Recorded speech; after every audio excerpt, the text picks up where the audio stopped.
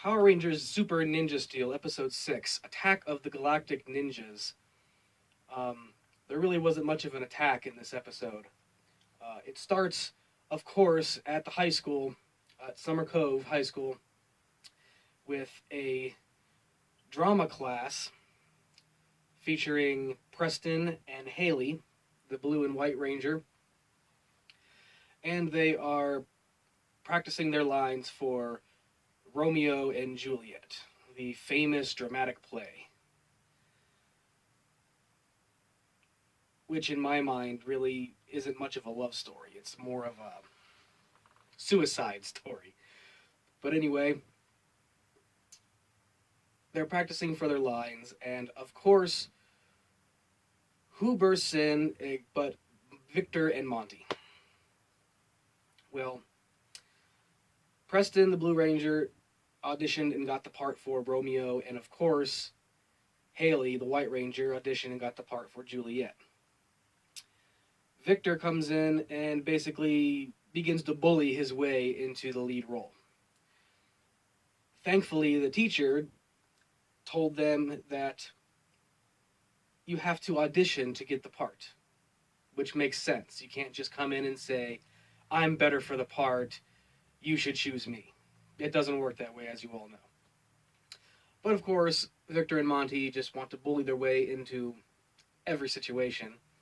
Victor is wearing a ridiculous Renaissance outfit that even people back then would not have worn. Maybe something similar, but not nearly as frilly and flamboyant. But he looked like even more of an ass clown than usual, so there's nothing new there. So the teacher basically decides, after Victor puts on a terrible show to try to convince him to give him the lead role. He was literally crying like a baby, but even then it wasn't convincing. But he says, okay, if you really want it that badly, you can be Preston's understudy. If you know what an understudy is, it's basically the second person in line, the runner-up for the role. If something happens to the main lead, then they will take their place, and the show must go on. Well, he gets to be the understudy, and of course they say, oh, well, so if Preston just suddenly disappears out of nowhere, Victor will get the part. So you all know where this is going to lead. Victor and Monty come up with a plan to get rid of Preston, so Victor can play Romeo in the play. Well, Monty comes up with a solution of a giant shipping crate that has the play's wardrobe inside, specifically Preston's wardrobe for Romeo, and rigged a small booby trap in the crate to where when Preston goes to retrieve his costume, Monty will hit a button and the door will spring closed, locking it from the inside. Apparently it's soundproof, because, you can't just bang, if you figure you just bang from the inside, someone would hear and realize there's a person inside. Maybe I shouldn't ship this crate. Well, they put a sticker on the side of it to ship it to a certain destination. However, they cover up on the crate, they basically cover up a different address to ship to. It says to ship to South Africa, which is weird. Why would it say that to begin with if Monty built this thing? And then tries to slap on a piece of paper to ship it to a different destination, to ship him home, basically. Preston home. Well, as they're testing their booby trap, of course, Victor says, ooh, what does this do? And they both get trapped inside the crate. The sticker with Preston's address just falls off, and here comes the delivery men to pick up the package and ship it. He sees that it ships to South Africa because the sticker falls off, so therefore Victor and Monty are getting shipped to South Africa, everybody. Yay! Will we see them again? Of course we will see them again. Saban doesn't know how to get rid of these ass clowns. But temporarily, yeah, they're gone until the end of the episode. Anyway, moving to the to the aspect of Preston and Haley being Romeo and Juliet, they keep sneaking off. With the other Rangers knowing that they're sneaking off, which is just defeats the purpose, to practice their lines and their roles for the play. Well, Calvin, the Yellow Ranger, starts to get suspicious that Haley might be cheating on him. Again, this is Power Rangers, not 90210. We don't care who's cheating on who. We don't care about relationships in this. We care about the Rangers defeating evil. That's what it's supposed to be about. And I've got cars and trucks outside making a bunch of noise, as usual, as I'm trying to record. It never fails. That's just my luck. Anyway, this show must go on. So, he tells the other Rangers that he suspects them of going behind his back and cheating. Because, well, apparently Haley is a bad liar and she gets flustered and her behavior is indicative of cheating, basically. Constantly running off with Preston and saying, oh, we're going to be late and, it's that time and just the looks on her face and she just doesn't seem to care. Well,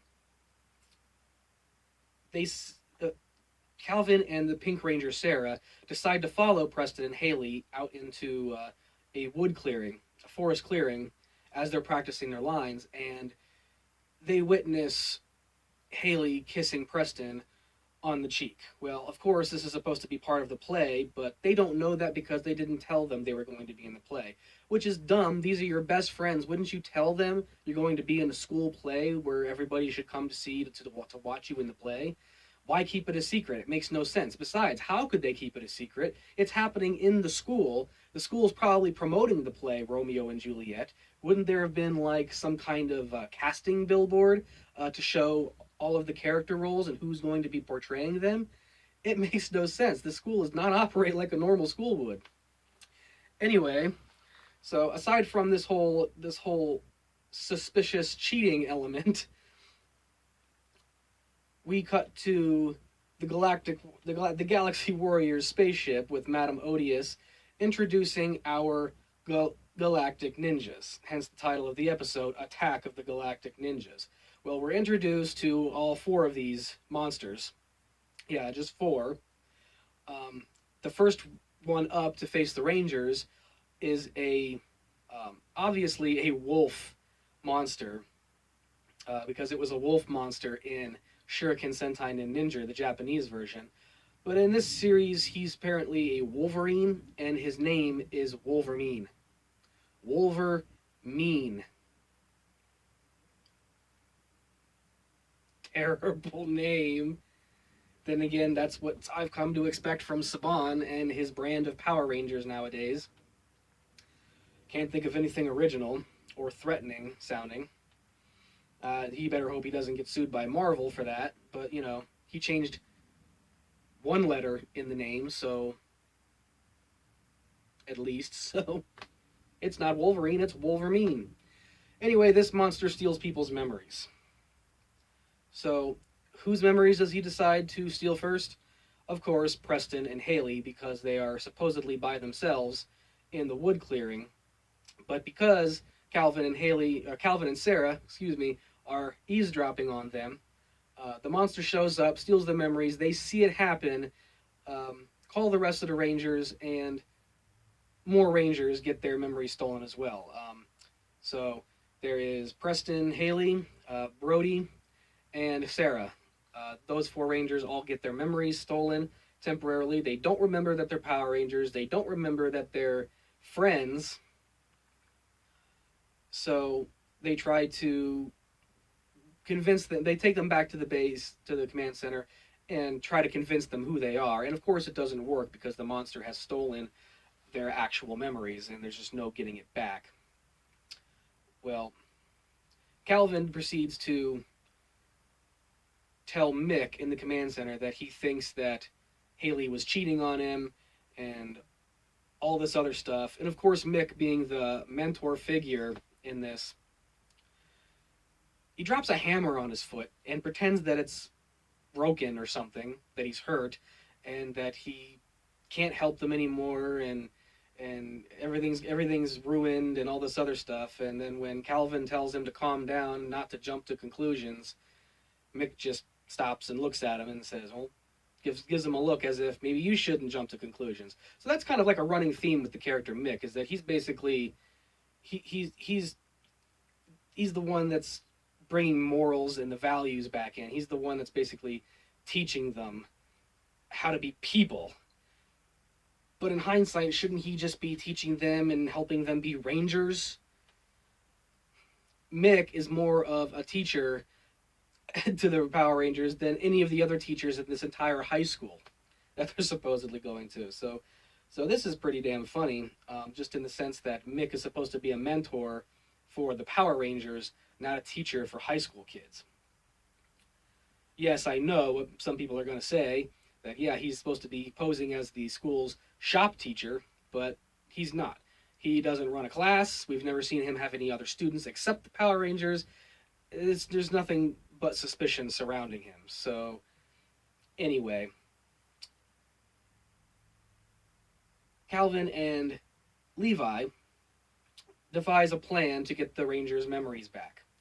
And as they're sitting wide out in the open discussing their plan, the monster appears behind them to try to steal their powers, or their memories, excuse me. And fails, because as soon as he touches the back of their heads to steal their memories, they both turn into straw dummies using their ninjutsu abilities. Or their ninja powers, however you want to call it, because these students aren't learning ninjutsu, they're just Power Rangers that just happen to be ninjas, because, Saban doesn't want to explain anything, and doesn't want to keep anything true to the source material. Tricks them, and they snatch the bag with the memories in it, because of course you can keep magical glowing orbs of memories in a cloth bag, and that seems to hold them. Snatches them back. Mick grabs the bag and takes the orbs out, and just as if the look on his face was priceless too. This is the funniest part of the whole episode, is he held their memories in his hands, and it almost looked like he didn't know what to do with them. So he just walks up to the Rangers and just shoves them in their faces, and they absorb the memories back. It's like being punched in the face by your mentor all of a sudden with glowing energy. I mean, that was just a funny scene. Tell me if I'm wrong, but that was funny. It seemed to work. They get the memories back. They morph. They defeat the monster after the monster clones himself using a ninja cloning technique. They all defeat the clones. They get down to the actual monster. Wolverine defeats him. And of course, he grows. They summon their Ultrazord, finish him for good. And the end of the episode concludes with, of course, Calvin approaching Haley, asking her why she's been acting so funny, and that he thinks that something's going on between her and Preston.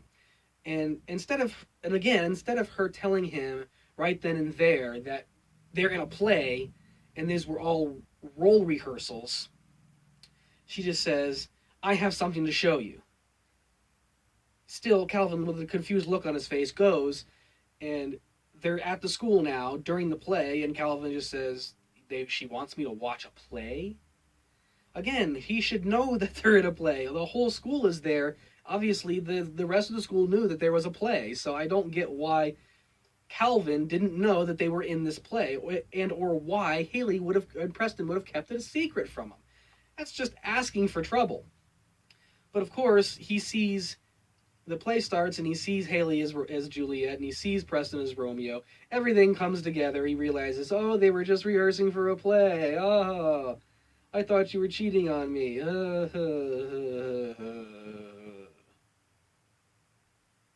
This episode sucked. We literally had 2 minutes of Ranger action. The rest was an episode of 90210. This is getting old really, really quickly. And this is only episode 6 of Super Ninja Steel. Once again, they need to kick it up a notch. This is getting so lame that it hurts to watch every minute of this Drek. Until next week, my next review of episode 7 of Power Rangers Super Ninja Steel. I'm Paul, the swordsman from Rangers Ready Go. Be sure to like, share, and subscribe if you guys haven't already. Feel free to leave comments below. Tell me what you thought of the episode. And may heaven help us. There's so much more left. Later.